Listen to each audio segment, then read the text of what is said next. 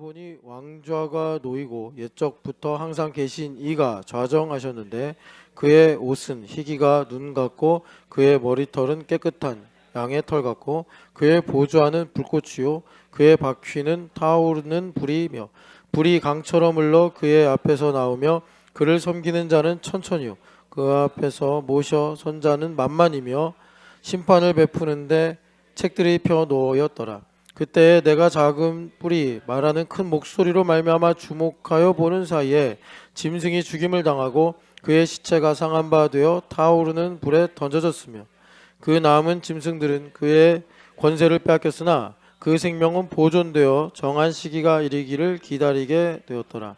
내가 또 밤 환상 중에 보니 인자 같은 이가 하늘 구름을 타고 와서 옛적부터 항상 계신 이에게 나아가 그의 앞으로 인도되매 그에게 권세와 영광과 나라를 주고 모든 백성과 나라들과 다른 언어를 말하는 모든 자들이 그를 섬기게 하였으니 그의 권세는 소멸되지 아니하는 영원한 권세요 그의 나라는 멸망하지 아니할 것이니라. 아멘.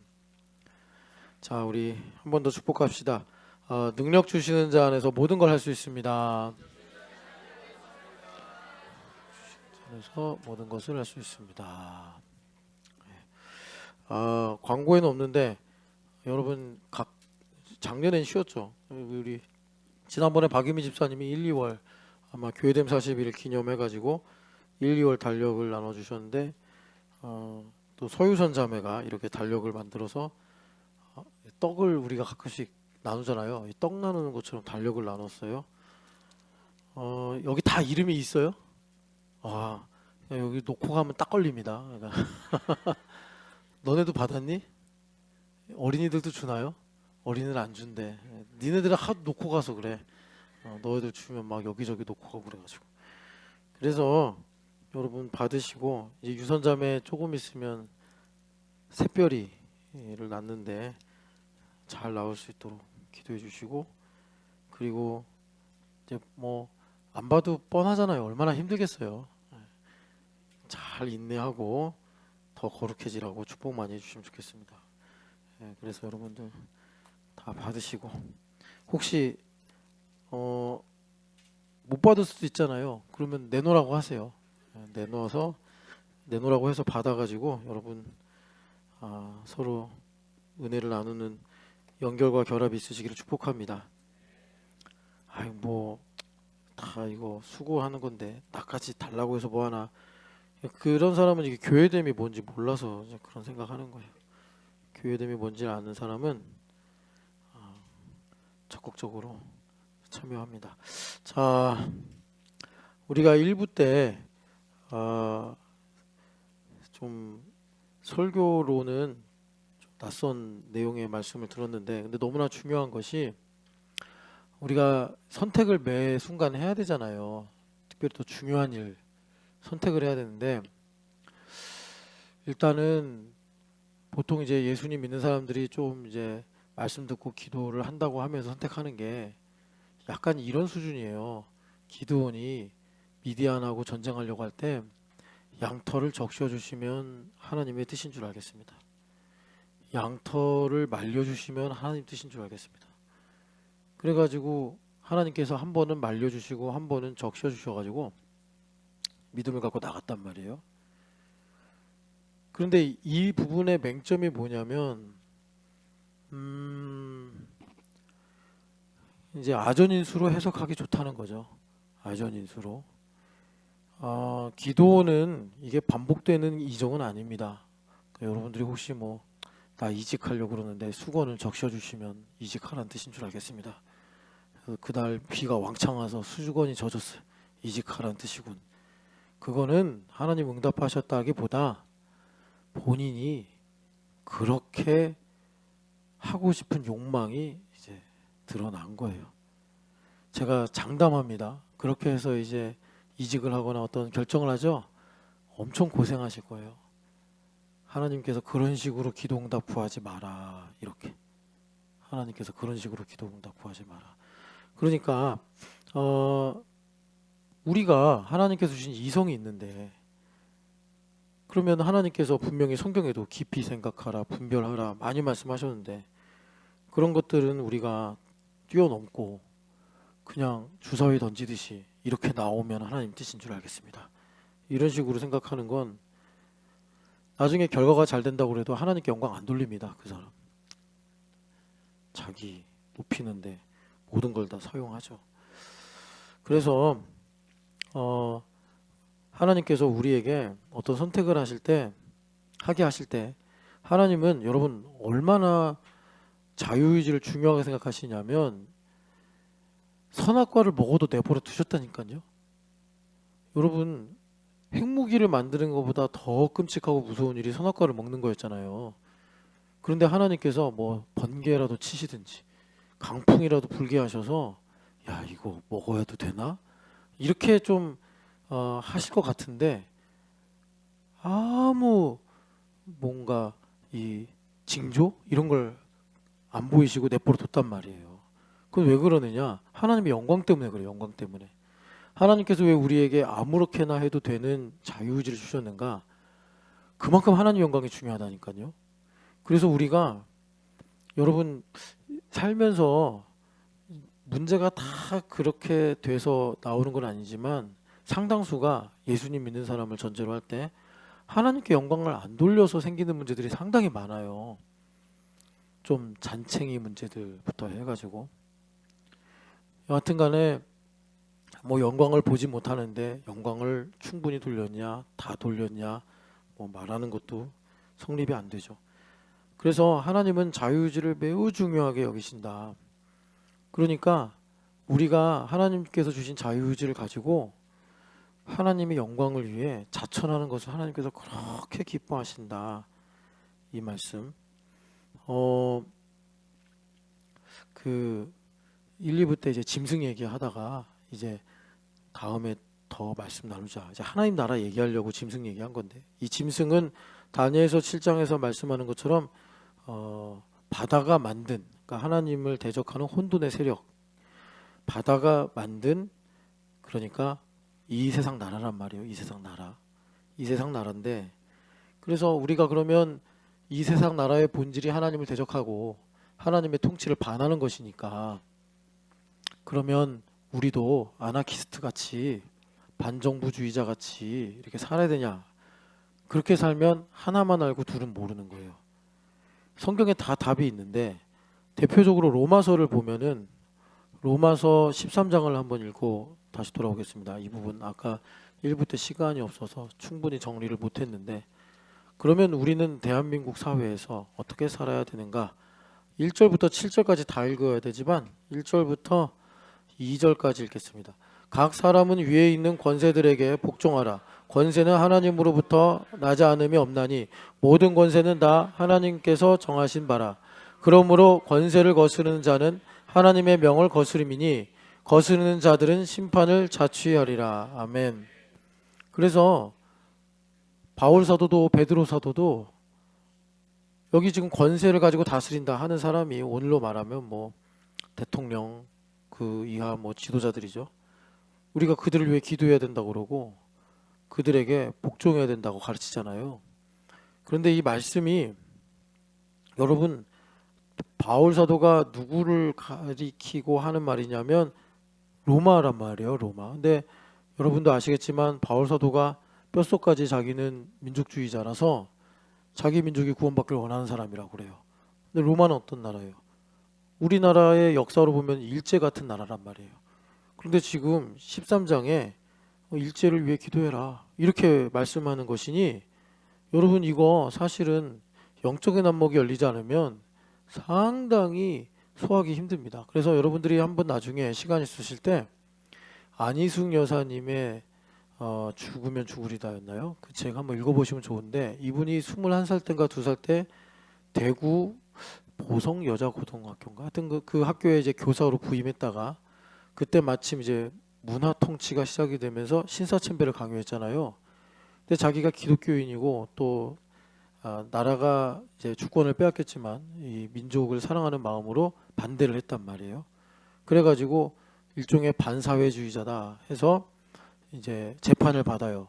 그때 21~22살밖에 안 된, 요즘으로 말하면 현지자매보다 어린 사람이란 말이에요.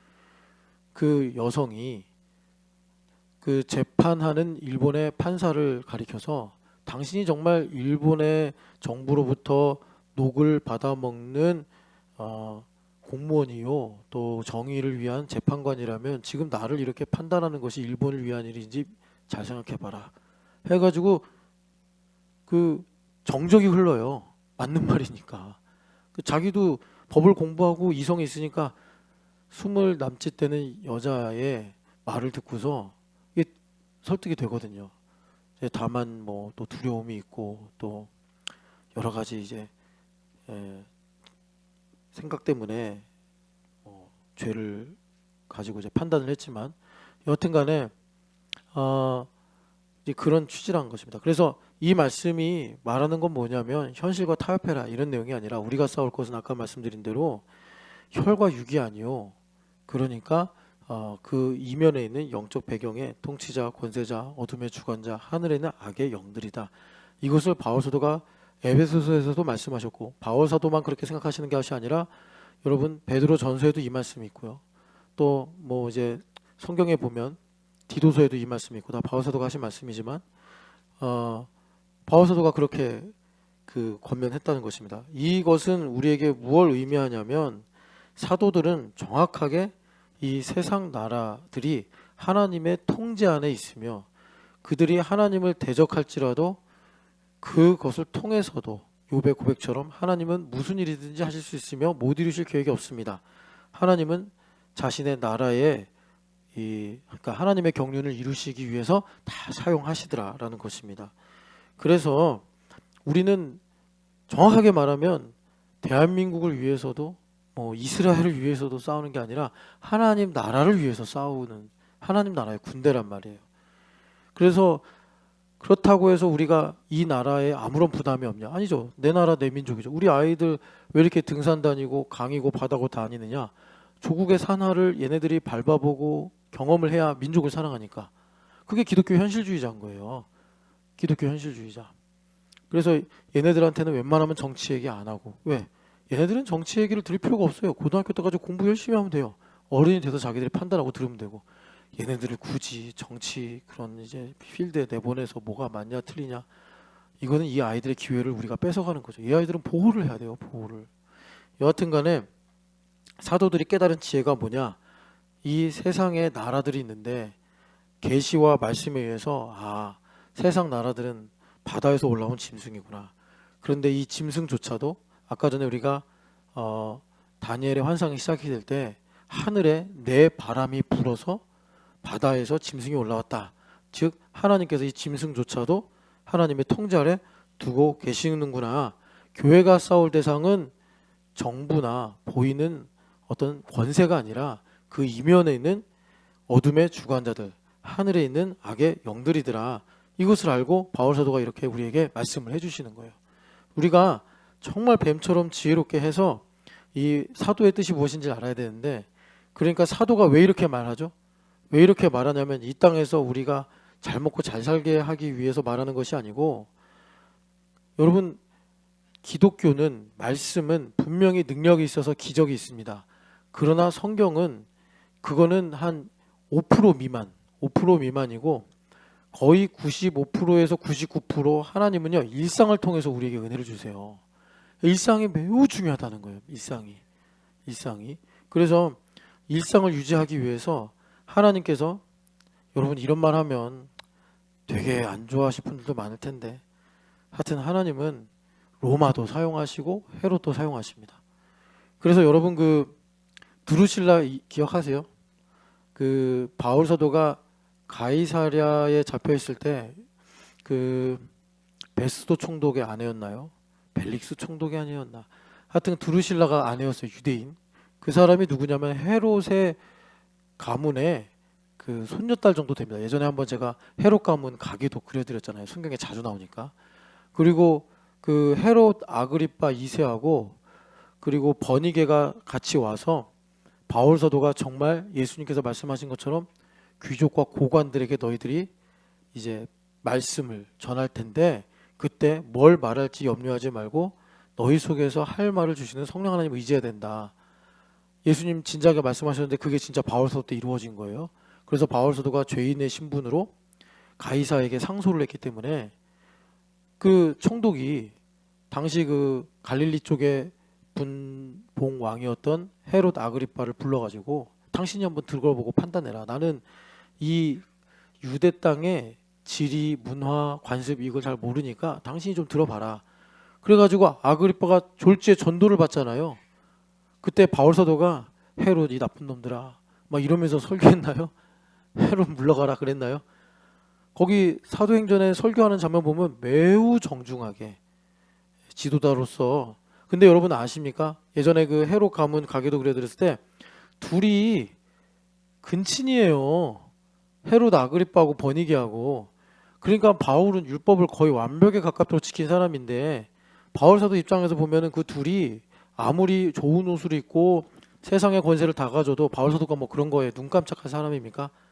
역겹다. 그러면서 나 저들에게 복음 안 전해. 니들 다 죽을 거야. 이렇게 설교했을지도 몰라요. 근데 나중에 아그리빠가 그러잖아요. 너가 적은 말로 나를 그리스도인 되게 하려고 설득하고 있지 않냐. 그랬더니 바울 사도 뭐라고 그래요? 지지 않고 말하잖아요. 내가 이렇게 묶인 것 외에 당신도 나처럼 그리스도인이 되길 원합니다. 그랬더니 아그리빠 결론이 뭐예요? 저 사람 원래 죄 없는데 가이사에게 상소를 했기 때문에 로마까지 가는 거다. 그랬더니 베스도도 그 말이 맞습니다. 이러잖아요. 이게 그리스도인의 품격이에요. 여러분, 왜 이런 품격이 생기죠? 우리는 영적인 배경을 보거든요. 그래서 바울 사도가 위에 있는 권세들에게 복종하고 권세는 하나님께로부터 나는 거니까 너희들이 일상을 유지하면서 하나님의 경륜에 편승된 삶을 사는 것이 가장 우선이다. 이 말씀을 주님께서 우리에게 하시는 거더라라는 것입니다. 여러분, 설교 중요한 시간에 뭐 세상 이야기 많이 해서 뭐합니까?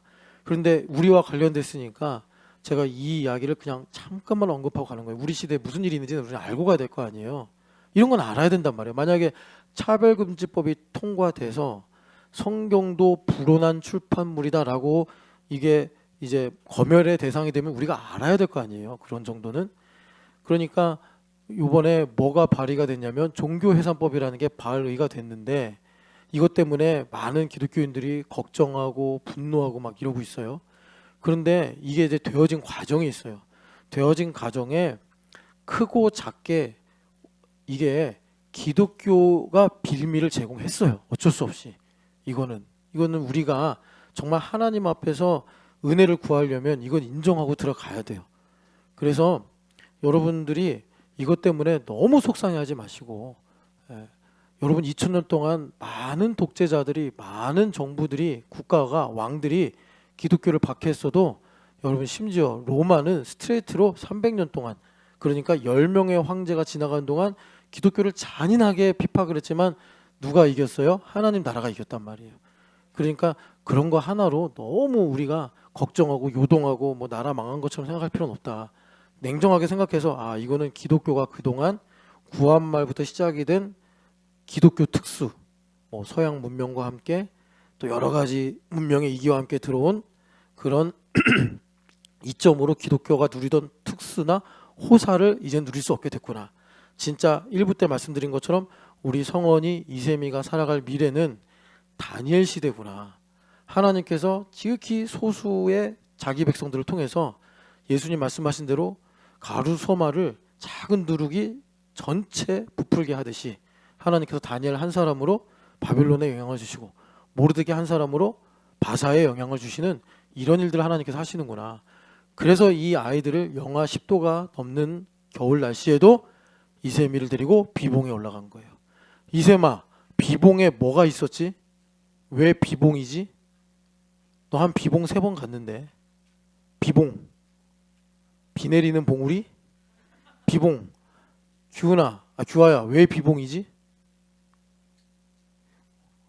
올라갔으나 다음에 한번 우리 여기 4학년들은 거기 꼭대기까지 타고 올라가 봐야겠다. 정찬은 왜 비봉이지? 그래. 야, 5학년과 4학년의 차이. 존경스럽지? 4학년 김단비 존경스럽지? 이런 건 존경해야 돼. 야, 진흥왕이 어느 나라 왕이야? 신라. 거기 왜 진흥왕 순수비를 세웠어? 박사야 박사. 아, 이거야 좀 웃어. 미소 좀 띄어. 남이 잘 되면 좀 미소를 띄어야지. 그렇게 냉정한 얼굴로 하고 있으면 어떡해. 그러니까 우리 아이들이 그 비봉을 보고 왔거든요. 이런 것들이 다 이제 우리나라도 사랑하고, 그리고 이 아이들이 이 다니엘 시대를 살아가기 위해서 호연지기를 갖도록 하는 거죠. 자, 몇 가지만 좀 더 말씀을 드리면, 그 왜 성도가 지냐, 이거 이 부분이 좀 이해가 안 되면 어쩔 수 없는데, 근데 여러분 그 3부 때 이제 지식의 쓸모를 가지고 말씀을 전할 텐데, 이 지식이라는 걸 우리가 하도 이제 일종의 그 헬레니즘적으로 이해를 하다 보니까 성경에서 말하는 지식, 이걸 좀 우리가 잘 몰라요. 그래가지고 그걸 좀 알면 여러분들이 성경 말씀을 듣다 보다 깨닫는 것들이 깨달아지기 어려울 때 어떻게 이걸 해야 되는가 이제 방법을 찾으실 텐데, 일단은 성도들이 지는데 왜 이것이 하나님의 답이 되느냐, 성도들이 이겨야 되지 않냐.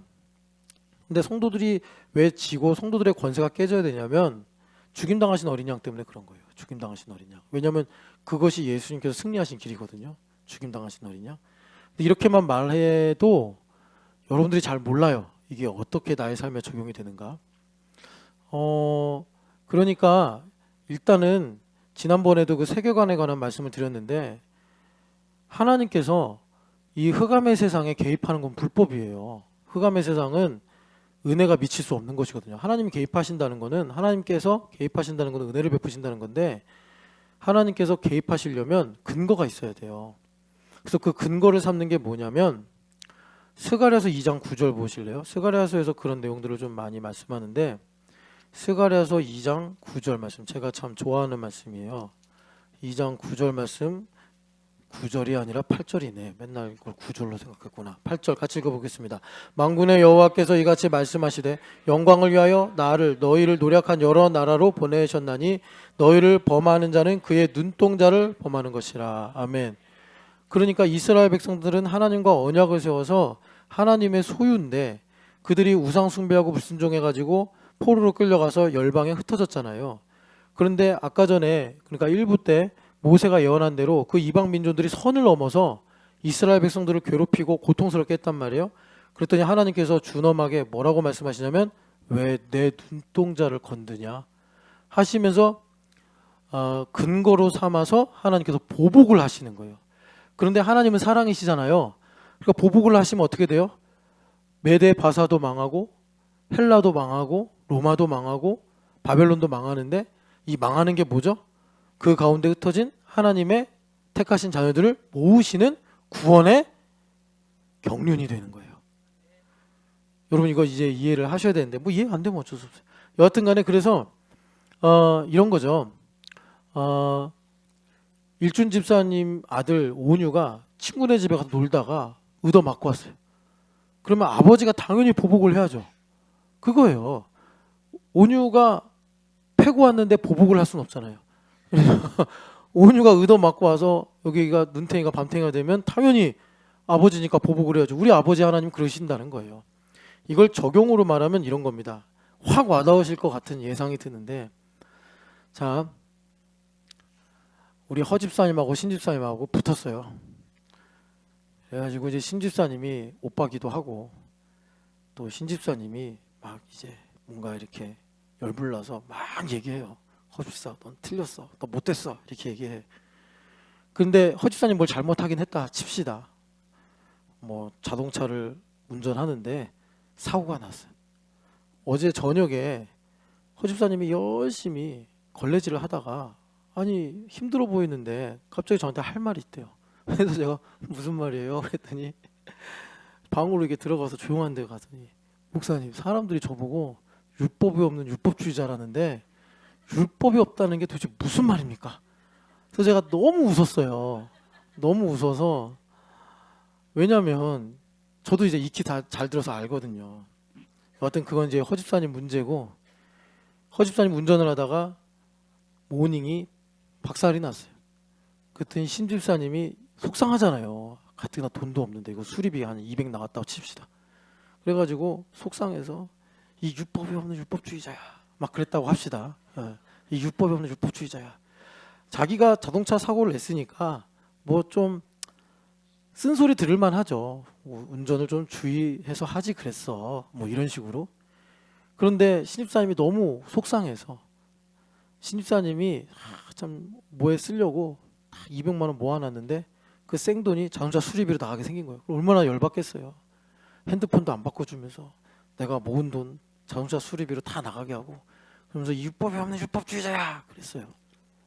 그런데 좀 주의해서 그러지 왜 그렇게 서둘러 운전을 해. 거기까지가 딱 적당한데 남편으로서. 그런데 그걸 갖고 이제 30분 동안 1절, 2절, 3절, 4절 막 옛날에 있던 일, 뭐 옛날에 한이 설했던 일 다 소환해가지고 막 얘기해. 그때 윤실자매도 왜 할 말이 없겠어요. 그동안 내가 억울했던 거, 속상했던 거 막 끌어오르죠. 그럴 때 윤실자매가 죽임 당하신 어린 양 모든 족속과 방언 백성과 나라 가운데서 뱃속에서 그 멜로디가 쫙 나오는 거예요. 그래서 허윤실의 권세가 깨져. 허윤실도 자 신집사님이 기관총을 가져와서 따다다다다다 그럼 바주카포를 가져와서 한 방에 보내버릴 수 있는데 죽임 당하신 어린 양 예수님도 그러셨잖아요. 내가 12군단이 더 되는 그 천사들을 데리고 올 줄 모르느냐 하신 것처럼 신집사님 앞에서 죽임 당하신 그래가지고 성도의 권세가 깨져. 그러면 하나님께서 너 내 딸 호연 씨를 건드렸어 하면서 개입을 하신다는 거예요. 그걸 근거로 선을 넘었으니까. 그래서 보복을 하신다고요. 신집사님한테. 신집사님한테 이제 보복을 하면 그게 뭐죠? 이제 신집사님을 살리고 신집사님을 거룩하게 하고 신집사님에게 하나님께서 복 주시는 일들이 나타나게 되더라라는 것입니다. 여러분 그러면 이제 성도의 이 권세가 깨지고 성도들이 짐승하게 졌을 때 하나님께서 우리의 삶과 세상에 개입하신다는 이치를 아시겠죠? 그래서 우리는 하나님의 나라가 되어 승리를 하는데 그런데 겉모습으로 보면은 죽임당하신 어린 양처럼 무력하게 지더라. 근데 지는 이유는 뭐예요? 순종 때문에 지는 거라고. 순종 때문에. 내가 힘이 없어서 내가 방법이 없어서 지는 게 아니라 하나님의 뜻에 순종하면서 가다 보니까 지는 것 같은데 하나님께서 그것을 보시고 이제 내가 아까 우리가 읽은 대로 보복하겠다, 개입하겠다 하셔서 하나님의 일들을 이루시더라라는 것입니다. 자, 이제 하나님의 개입 여러분 잘 이해하셨을 거라고 생각하고 이것과 더불어서 여러분 그 우리 인생에 그러니까 에베소서 5장 16절에 세월을 아끼라 때가 악하니라 그러셨잖아요. 그걸 직역하면 기회라고 그랬어요. 그래서 우리가 기회를 모멘텀이라고 하자면 모멘텀 두 가지 기회가 있습니다. 방금 전에 말씀드린 것처럼 하나님께서 개입하게 하시는 기회 그러니까 이제 공의의 측면에서 공의라고 하면 헷갈리니까 보복 하나님께서 보복하시는 거예요. 자 그러니까 여러분 아까 제가 이해를 도우려고 이제 신집사님 허집사님 부부의 일로 제가 말씀을 드렸는데 여러분 나의 인생에도 그렇습니다. 나의 인생에 힘들고 어려운 일이 있을 때 감사하고 찬양하면 하나님께서 감사 찬양이 돼버리면 그게 하나님의 일이 되거든요. 내가 되게 힘든 일이 있었는데 그걸로 감사 찬양이 돼버리면 하나님께 그걸 예물로 올려드린 거기 때문에 하나님께서 그걸 반드시 거룩하게 하셔야 되는 책임이 생기시는 거예요. 그래서 하나님께서 마치 보복을 하시듯이 그 일을 새롭게 하시고 그 일을 통해 영광을 받으시기 위해 개입을 하신다라는 것입니다.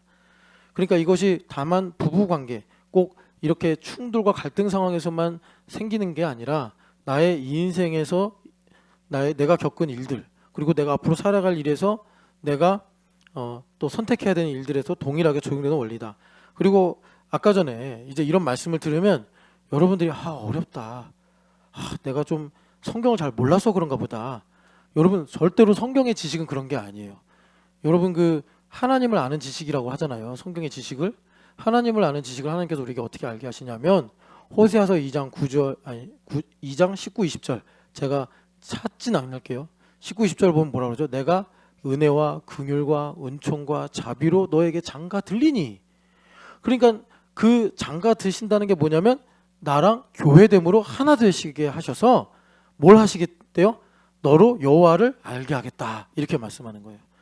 그러니까 여기 앉아 있는 성원이도 지금 이해를 떠나서 하나님의 말씀을 들을 때 먹고 마심으로 그 말씀의 영양분이 성원이에게 흘러간단 말이에요. 우리 어른들도 마찬가지예요.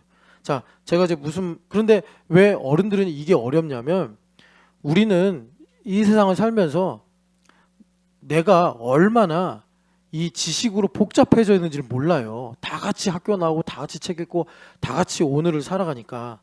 그런데 얘네들에 비교해서 우리는 말하자면 뇌에 이 뉴런과 이 신경계가 되게 복잡하게 돼 있어서 이런 말씀 하나를 알려면 얘네들은 뉴런 한 10다발만 자극하면 되는데 우리는 뉴런 한 10만 다발이 자극이 돼야지 이 세계의 큰 틀이 이러하구나. 그래서 하나님의 공의에 충족되게 하시려고 성도로 권세가 깨지게 하시는 거구나. 이제 이런 것들을 우리가 좀 나의 것으로 납득을 하게 된단 말이에요. 그런데 이렇게 가서 언제 우리가 하나님 말씀을 또 알고 선택하고 하겠어요? 그래서 하나님께서 우리에게 자유의지로 참여하게 하시려고 기회를 주세요. 이 기회가 뭐냐면 이런 겁니다. 여러분, 하나님으로 빚을 지게 만드는 거예요. 그래서 대표적인 게 뭐죠? 너희 중에 지극히 작은 자에게 한 것이 내가 한 것이다. 그러니까 여러분들이 정유연을 만났어요. 근데 유연이가 그냥 심심해서 2층을 왔다 갔다 해. 그래서 여러분들이 유연이한테 가서 유연아 너 어제는 뭐 했어? 뭐 한 주간 뭐 할 거야? 유연아 뭐 먹고 싶은 거 있어? 해가지고 유연이랑 한 30분 시간을 보내줬어요. 나도 쉬고 싶은데. 그래서 유연이가 너무 행복해하는 거야. 갑자기 별로 이렇게 나랑 친하지도 않는 이모나 삼촌이 내 이름을 부르면서 내 이야기도 들어주고. 그럼 유연아 너무 행복하겠지. 그래요. 얼마나 행복하게. 너무 짠하게 대답한다. 야. 유연이가 진심으로 좀 자기를 이렇게 챙겨달라고 얘기했어요.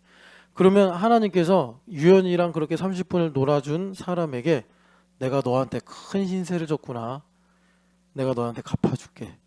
그렇게 돼서 이 모멘텀을 만드는 겁니다. 이 기회를. 그렇게 되면은 여러분, 주님께서 지혜와 계시형을 우리에게 주셔서 누런 10만 다발이든 100만 다발이든 주님께서 깨우치고 알 수 있도록 우리에게 지혜를 주시더라라는 것입니다. 그래서 교회가 좋은 거예요. 교회 와서 하나님으로 나에게, 그러니까 사실 여러분 정확하게 말하면 우리가 무슨 하나님께 공로를 내세울 수 있겠어요. 그런데 하나님께서 우리를 복 주시려고 이런 이치를 만드셔서 나의 삶에 가까이 해 주시는 것입니다. 여러분, 기회를 놓치지 말고 붙잡으시기를 축복합니다. 그래서 이제 오늘 우리가 이제 읽은 9절에서 14절의 말씀을 가지고 이 짐승들이 정말 뭐라 그럴까, 자기 나라다, 자기 구역이다라고 판을 치는 세상 속에서 우리는 하나님의 나라로서 살아가야 하는데, 그래서 오늘 말씀의 제목이 흔들리지 않는 삶을 위해, 뭐 좀 너무나 막연한 제목인데, 자, 흔들리지 않는 삶을 위해 라는 것은 뭐냐면, 우리 여기 주말 캠프가 흔들리지 않는 삶을 위해를 너희들에게 적용하면 스케줄러를 쓰면서, 스케줄러에서 이세마 제일 중요한 게 뭐라고 그랬어? 잘하네, 생각하기. 내가 계획을 세우고 계획을 세운 것 이후에 실제로 한 것을 비교하면서 왜 오늘은 수학이 1시간 더 오래 걸렸을까? 왜 영어는 내가 다 외운 것 같았는데 실제로 테스트를 해보면 5개 이상 틀리는 걸까? 내가 오늘도 수학 문제를 풀었는데 지난번에 풀고 또 틀려서 고쳐서 이해를 했다고 생각했는데 왜 이 문제를 또 틀렸을까? 나는 독서를 하려고 1시간 동안 계획을 세웠는데 1시간 동안 한 30쪽 읽을 줄 알았더니 왜 5쪽밖에 못 읽었을까? 이런 걸 생각하면서 그러면 내일은 못 읽은 부분을 읽을까? 이런 너희들이 스스로 공부하는 방법들을 헤쳐나가는 거, 그러면서 하나님께서 지혜와 즐거움을 주시는 거, 누가 그랬다며? 차라리 빨리 계약을 했으면 좋겠어요. 방학이 너무 무서워요. 그거는 지금 흔들리는 삶이에요. 우리는 흔들리지 않는 삶을 살아야 되는데. 이 정유아 씨의 흔들리지 않는 삶은 뭐야? 나만의 공부 방법을 찾는 거야. 하나님의 방법으로 공부하는 게 뭐냐? 이걸 하루하루 그냥 갑자기 잠자다가 번뜩 떠오르는 게 아니고 하루하루 꾸준히 계획대로 안 되는 것을 너가 직면하면서 왜 계획대로 못하지? 예원아, 너가 왜 계획대로 못한다고 그랬어? 어제 목사님한테 얘기해줬잖아. 왜 계획대로 안 되지? 까먹었어. 네 입으로 말하고.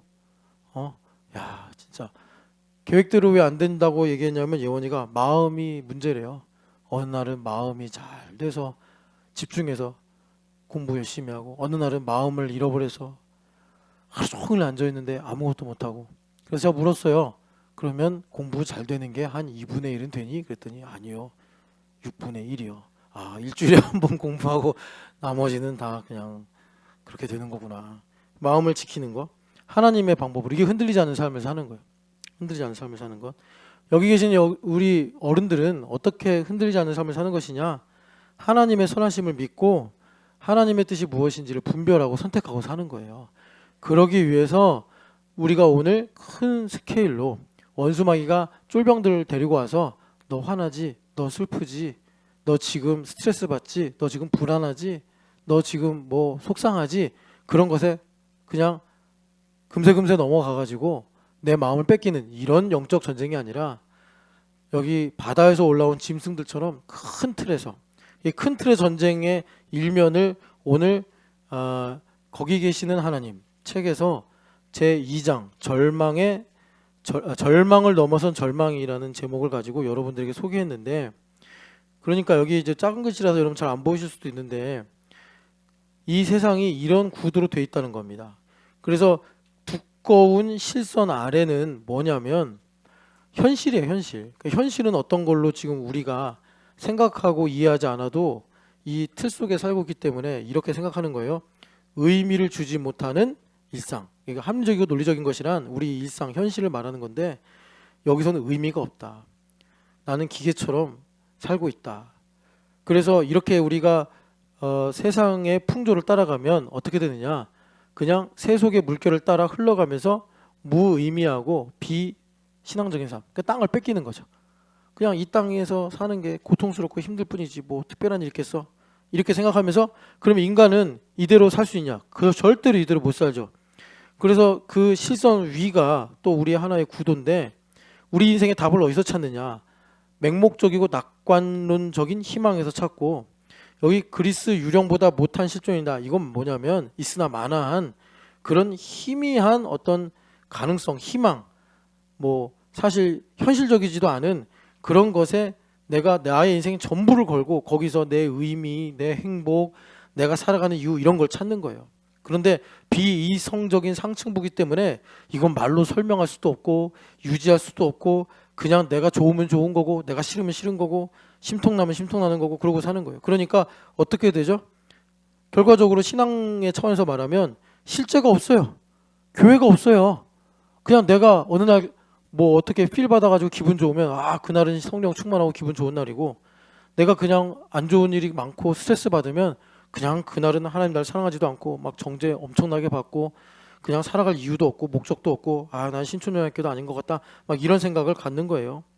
그래서 이 밑에 있는 글은 제가 프란시스 체퍼 목사님 책에서 인용한 글인데, 우리 교회가 왜 이렇게 땅을 주시는 하나님을 강조하고 예수님과 인격적 관계의 실제를 신앙이라고 우리가 선포하면서 가냐면 이 실선, 이게 절망선이거든요. 이 절망선을 깨고 하나님과 인격적 관계를 맺는 신앙이란 이 발이 닿아 있는 현실에서 합리적이고 우리가 서로 공유할 수 있는 지적인 내용을 포함한 전 인격에 관심을 두는 살아있는 신앙이다라는 것을 증거하기 위함이다라는 것입니다.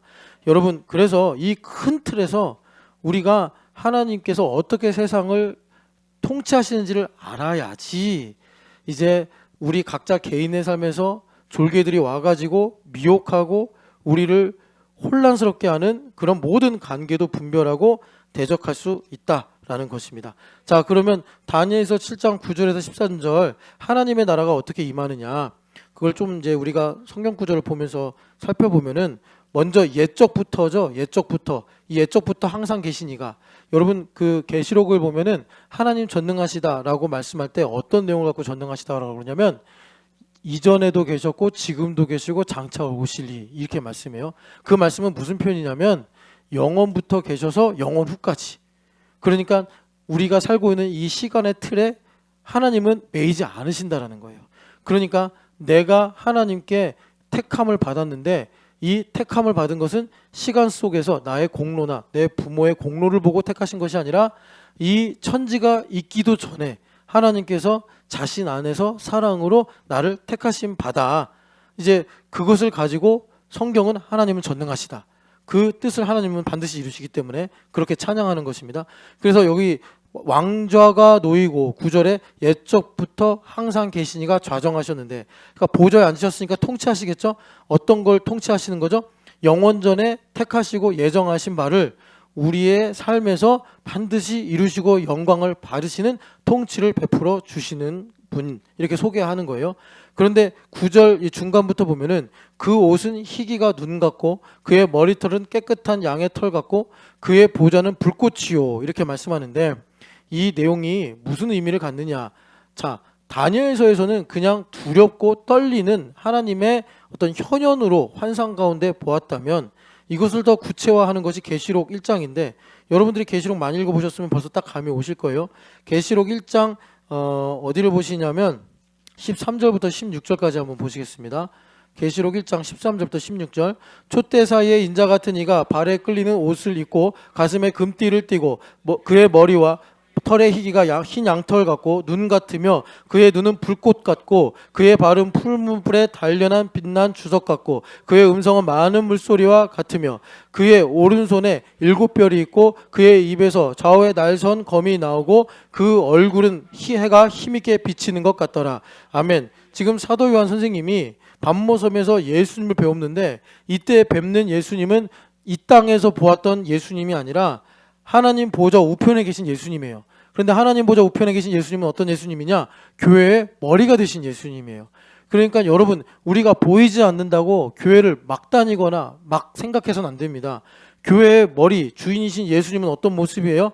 지금 보니까 얼굴에선 해가 힘있게 비치는 것 같고, 아까 다니엘서에 말씀한 것처럼 머리털이 하얗고 눈은 불꽃 같고, 이런 어미하신 모습으로 예수님께서 교회의 머리가 되셔서 뭐 하고 계시는 거죠?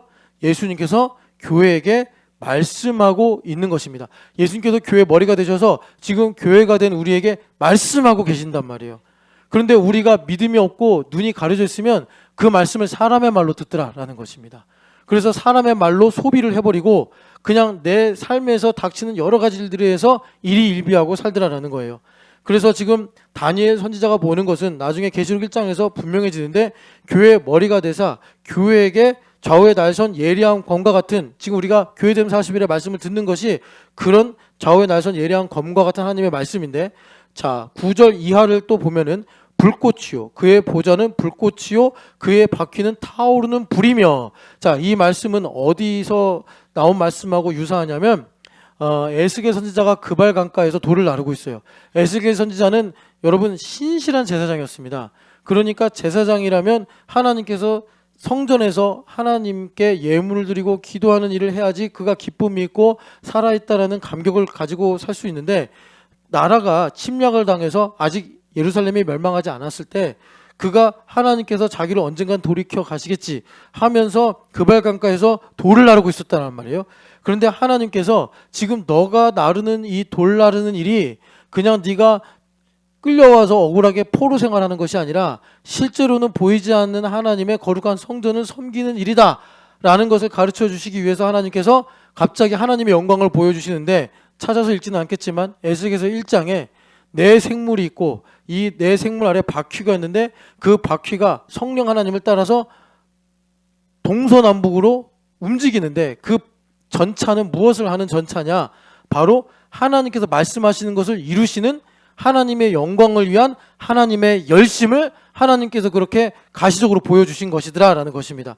그래서 지금 그의 보좌는 불꽃이요 그의 바퀴는 타오르는 불이며 불이 강처럼 흘러 그 앞에서 나오는 이것은 무엇이냐면 하나님께서 자기 영광을 위해 하나님의 임재로 불꽃으로 하나님의 말씀을 사실로 이루시는 것을 보여주시더라라는 것입니다. 지금 제가 여러분들에게 말씀드린 이런 모든 내용이 다니엘이 짐승이 무시무시하게 그렇게 하나님의 교회와 성도들을 핍박하는 가운데 하나님의 나라가 어떻게 임하는지를 주님께서 가시적으로 보여주시는 거예요. 그래서 여기 10절을 보면은 그렇게 하나님께서 말씀하고 이루시는데 그 보좌 앞에서 모셔 선 자들이 만만이며 심판을 베푸는데 책들이 펴놓였더라. 그러니까 그 보좌를 섬긴다. 이것이 무엇이냐면 지금 섬기는 자들이 어떤 역할을 하는 것인지를 말씀하시는데 책들이 펴져 있고 하나님께서 심판을 베푸신다는 거예요.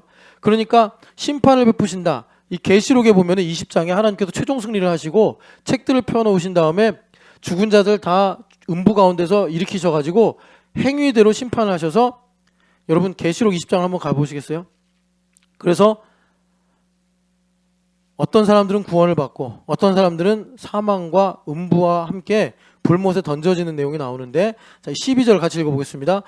또 내가 보니 죽은 자들이 큰 자나 작은 자나 그 보좌 앞에 서 있는데 책들이 펴 있고 또 다른 책들이 펴 있으니 곧 생명책이라 죽은 자들이 자기 행위를 따라 책들에 기록된 대로 심판을 받으니. 그래서 여기 보면은 사망과 음부도 죽은 자들을 내주매 사람이 자기의 행위대로 심판을 받아서 불못에 던져진다. 그 심판을 주님께서 지금 베풀고 계시고 그 앞에 섬기는 자들은 어떤 사람들이겠어요? 증언을 하는 거예요. 증언. 그래서 바로 우리가 하나님 앞에서 증언을 한다고 그러죠.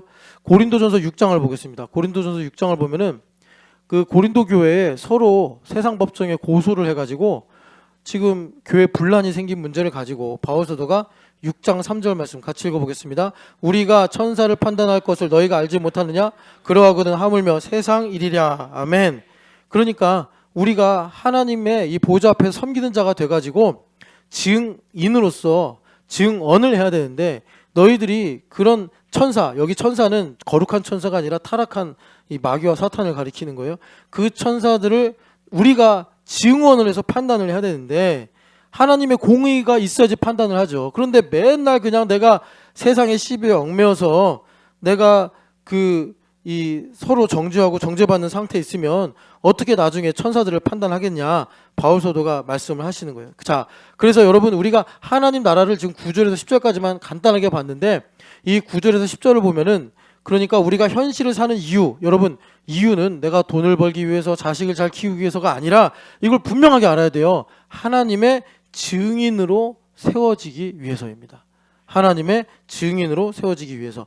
그래서 여기 13, 14절을 보면은 이제 예수님이 또 나오시는데 인자 같은 이가 하늘의 구름을 타고 와서 옛적부터 항상 계시니 하나님 아버지죠. 그래서 이 장면을 사도 요한 스님이 보시고 하늘에서 보니까 성전이 없었다. 왜 성전이 없었냐? 인자 같은 이 예수님이죠. 그리고 옛적부터 항상 계시니 하나님이시죠.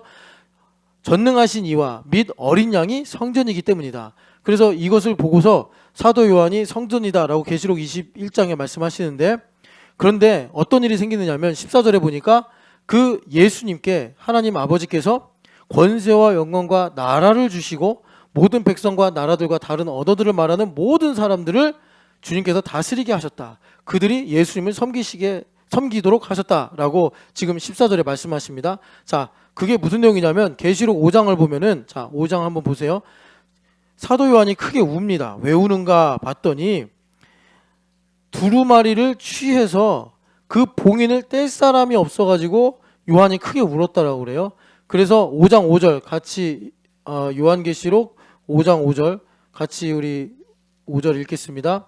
장로 중에 한 사람이 말하되 울지 말라. 유다 지파의 사자 다윗의 뿌리가 이겼으니 그 두루마리와 그 7인을 떼시리라 하더라. 아멘. 예수님께서 죽임당하심으로 어떤 권세를 가지셨느냐. 아까 전에 우리가 다니엘서 7장에서 보좌에 앉으신 이로부터 인자 같은 이가 구름을 타고 오셔가지고 권세를 받으시는데 그 권세가 뭐냐면 두루마리를 취하시고 그 두루마리를 펴서 하나님의 경륜이 이 땅에 이루어지도록 봉인을 떼시는 일로서 예수님께서 이제 그 하나님의 나라가 이 땅에 임하도록 하시더라라는 것입니다. 자, 이것이 다니엘이 7장에서 하나님의 나라로 본 내용이에요. 자, 그럼 여기서 중요한 건 뭐냐면 그러면 우리는 어떻게 살 것이냐. 요거가 중요해요. 그걸 알려고 우리가 지금 이걸 본 건데, 자, 다니엘서 12장을 한번 보세요. 12장을 보시면 여기에 또 한 환상이 나오는데 강물이 하나 쭉 흘러요. 그래서 강 상류에 있는 사람한테 강 하류에 있는 사람이 이 일이 언제 끝나겠냐라고 묻습니다. 그랬더니 강 상류에 있는 사람이, 자, 7절 같이 읽어보겠습니다. 내가 들은즉 그 세마포 옷을 입고 강물 위쪽에 있는 자가 자기의 좌우 손을 들어 하늘을 향하여 영원히 살아계신 이를 가리켜 맹세하여 이르되 반드시 한때 두때 반때를 지나서 성도의 권세가 다 깨지기까지니 그렇게 되면 이 모든 일이 다 끝나리라 하더라. 아멘. 그러니까 여러분, 성도의 권세가 다 깨진다라는 게 이제 무슨 말씀인지 아실 거고, 한때 두때 반때는 아까 1부 때 말씀드린 것처럼 하나님께서 1260일 양육하실 때라고 그랬어요. 그렇게 되면은 하나님의 이 경륜이 다 완성이 된다라고 말씀하는 거예요. 그런데 8절에 보니까 다니엘이 듣고도 깨닫지 못해서 주여 이 모든 일의 결국이 어떻게 되겠습니까? 라고 기도를 했더니 주님께서 다니엘에게 응답하시기를 마지막 때까지 간수하고 봉함을 해라 라고 말합니다. 그러면 봉함하라는 뜻은 뭐냐면 아무나 보지 못하게 해라. 여러분, 그 마태복음 13장에 예수님께서 비유로 하나님 나라를 말씀하시니까 제자들이 왜 비유로 말씀하십니까? 예수님께서 너희들에게는 허락이 되어 있고 그들에게는 허락이 되어 있지 않기 때문이다 라고 말씀하세요. 그러니까 봉함을 하신 이유는 뭐냐면 하나님을 경외하는 지혜가 있는 사람은 마치 지금 다니엘에게 주신 하나님의 뜻이 무엇인지를 자신의 삶 속에서 깨달아 내가 이 땅을 살아가는 제1번 목적이 하나님께서 보좌에서 심판을 하시는데 그 심판할 때 보좌를 섬기는 증인이 되게 하시려고 내가 이 땅을 살게 하시는구나. 이런 일들을 내가 깨달아 인생을 살아가더라라는 것입니다. 그래서 주님께서 봉함을 해라 라고 말씀하시는 거예요. 여기서 지혜에 대해서 한 번 더 말씀을 드리면 그러면 그 지혜를 우리가 어떻게 얻느냐. 그 지혜는 여러분 마태복음 7장에 보면은 지혜 있는 자는 듣고 순종하여 반석 위에 집을 세운과 같으니 이거예요. 그러니까 우리 아이들이 반석 위에 집을 세우는 게 뭐겠어요?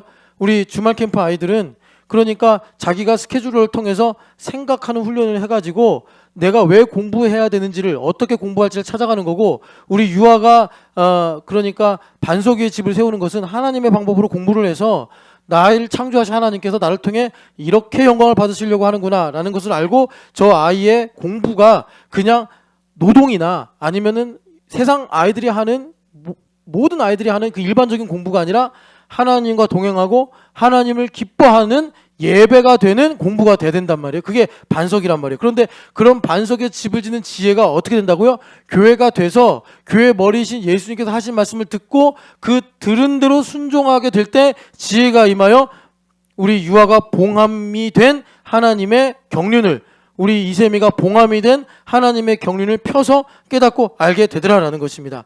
이 과정을 통해서 그럼 우리는 무엇을 하느냐? 여기 보면은 10절 같이 읽어보겠습니다. 많은 사람이 연단을 받아 스스로 정결하게 하며 희귀할 것이나 악한 사람은 악을 행하리니 악한 자는 아무것도 깨닫지 못하되 오직 지혜 있는 자는 깨달으리라. 아멘. 봉함을 하셔서 지혜 있는 자는 깨닫게 하시겠다. 주님께서 그렇게 말씀하시는 거예요. 자, 아까 제가 인용한 마태복음 7장 말씀을 한 번 더 보겠습니다. 마태복음 7장을 다시 가서 보면은 지혜 있는 자가 어떤 얘기냐, 어떤 자냐. 주님께서 천국 설교, 천국 복음, 상상 설교 마지막에 말씀하시는데 24절 같이 읽어보겠습니다. 그러므로 누구든지 나의 이 말을 듣고 행하는 자는 그 집을 반석 위에 지은 지혜로운 사람 같으리니. 아멘. 그러니까 여러분, 누가 지혜로운 사람이에요? 듣고 행하는 사람. 자, 여러분, 우리가 이거 귀 뚫리는 종으로 많이 말씀 나눴는데 누가 듣고 행합니까? 여러분, 달란트 비유에 나오죠? 5, 2, 1. 누가 듣고 행합니까? 5, 2. 왜 듣고 행합니까? 주인이 좋으니까, 주인으로 만족스러우니까, 주인의 영광을 위해, 주인의 유익을 위해. 주인이 그러잖아요. 내가 이걸 땅에 묻어놨습니다. 그러면 너가 나를 위해서라면 은행에라도 맡겨서 내가 이자라도 받게 해야 되는 거 아니냐.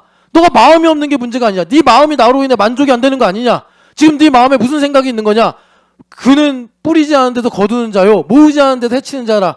너 그런 마음을 갖고 있으니까 지금 너의 인생의 고난이 하나님의 은혜로 해석이 안 되니까 지금 너가 하나님께서 예수님께서 1달란트, 5달란트, 2달란트 맡긴 거에 대해서 악심이 생기는 거 아니냐. 오히려 그것 때문에 주님께서 그런 말씀을 하시는 거예요. 듣고 행하는 자는 누구예요? 내가 교회가 됨으로 만족하게 되면 5달란트를 맡기면 5달란트로 내가 5달란트로 다섯 달란트로 일을 해서 5달란트를 남기는구나, 이런 인생을 살게 된단 말이에요.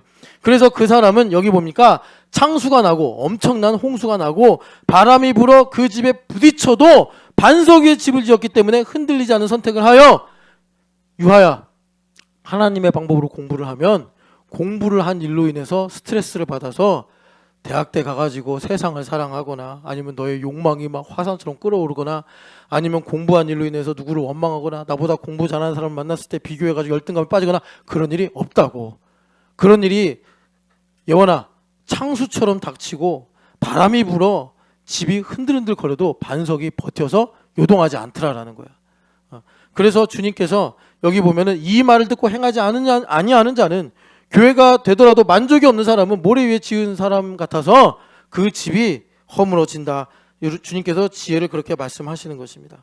자, 그래서 아까 전에 1260일, 그리고 42달, 그리고 또 뭐였죠?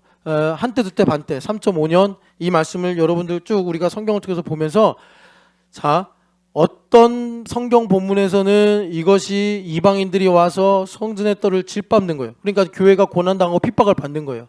그리고 여러분들 각자 개인의 인생에서 힘들고 눈물 흘리는 일도 개인사를 떠나서 하나님의 경륜의 입장에서 보면은 하나님께서 측량하지 못하도록 놔둬서 그것이 내가 그리스도의 증인이 되게 하시는 일의 일환으로서 내가 당한 고난이란 말이에요. 성전의 뜰을 이방인들이 짓밟는 것처럼. 그래서 아까 전에 다시 다니엘서 12장을 가면은 결론에 한 번 더 주님께서 그렇게 말씀하시잖아요. 자, 12장 11절 보면은 매일 드리는 제사를 폐하며, 왜? 바깥들이 짓밟히니까요. 여러분, 제사가 어디서 이루어집니까? 번제단에서 이루어지지 않습니까? 그런데 거기를 이방인들이 와서 짓밟는다는 거예요. 그러니까 매일 드리는 제사를 폐하며 멸망하게 할 가증한 것을 세울 때부터, 주님께서 여러분 계시록 11장 2절에 그 바깥들을 짓밟게 두신다 그러잖아요. 그런데 여기 보면은 1290일. 아까 목사님 양육 받는 건 1260일이라고 하지 않았습니까? 예. 1260일 동안 양육을 받고 1290일 하나님께서 이 모든 이 이방인들을 내쫓으시고 그 뜰을 우리에게 주신 아름다운 땅을 회복하시는 30일이 더 요구되는 거예요. 그래서 말하자면 하나님 나라의 승리 D-Day가 1290일 이것이고, 그래서 기다려서 1335일, 45일이 90일부터 더 지나가는 시점이요. 이때는 언제냐? 주님께서 재림하셔서 완전히 하나님 나라를 완성하신 그때까지 이르는 사람은 복이 있으리라. 그런데 누가 복을 받는 거죠? 이렇게 우리 인생에서 고난이 올 때 이것을 가지고 연단을 받아 자신을 희귀한 사람, 그러니까 연단을 받아서 듣고 순종하여 하나님 앞에 충성한 사람들이 바로 1335일에 이르러서 주인의 즐거움에 참여하는 기쁨을 맛보게 되더라. 주님께서 그렇게 말씀하시는 것입니다. 여러분, 하나님의 나라, 흔들리지 않은 하나님 나라. 자, 마지막으로 한 번만 더 읽겠습니다. 똑같은 말씀인데 히브리서 12장에 보면은 지금 다니엘서에는 이 하나님 나라에 대한 모든 말씀, 예수님께서 불꽃 같은 눈으로 또 양털 같은 흰 머리카락으로 좌우에 날선 예리한 검으로 말씀하시는 그 하나님의 나라를, 자 28절 같이 읽어보겠습니다. 그러므로 우리가 이 흔들리지 않는 나라를 받았은즉 은혜를 받자. 이로 말미암아 경건함과 두려움으로 하나님을 기쁘시게 섬길지니. 아멘. 그러니까 흔들리지 않는 나라를 받았은즉 우리가 어떻게 하자는 거예요? 머리이신 예수님께서 하시는 말씀을 듣자 이거예요. 시온소로 가서 은혜를 받는 거 아닙니까? 히브리서 4장 16절에 때를 따라 돕는 은혜를 얻기 위하여 대제사장이신 예수님의 손을 잡고 어디로 가재요? 은혜 보좌 앞으로 가자는 거 아니에요. 거기 가면 무슨 일이 있는데요? 내가 너에게 오늘 명할 일을 내가 말하리라 하신 그 약속이 이루어진단 말이에요. 그 하나님의 음성을 들을 수 있도록 경건함과 두려움으로 하나님을 기쁘시게 섬기자. 누가 하나님을 기쁘시게 섬겨요? 죽은 양심을 예수님께서 그리스도의 피로 성령 하나님께서 정결하게 하셔서 우리가 하나님의 말씀을 들을 때 죽은 행실이 깨끗하게 되었기 때문에 마음이 굳어지는 것이 아니라 아멘! 이게 된단 말이에요. 그래서 듣고 순종하는 자가 되어 반석 위에 집을 세우는 사람이 되더라라는 것입니다. 섬길지니 29절 우리 하나님은 소멸하는 불이시라. 주님께서 이런 모략을 통해서 우리를 희게 깨끗하게 정결하게 연단하셔서 마침내 우리를 하나님의 통치, 하나님의 나라가 되게 하신다는 것입니다. 아멘. 우리 같이 기도하겠습니다.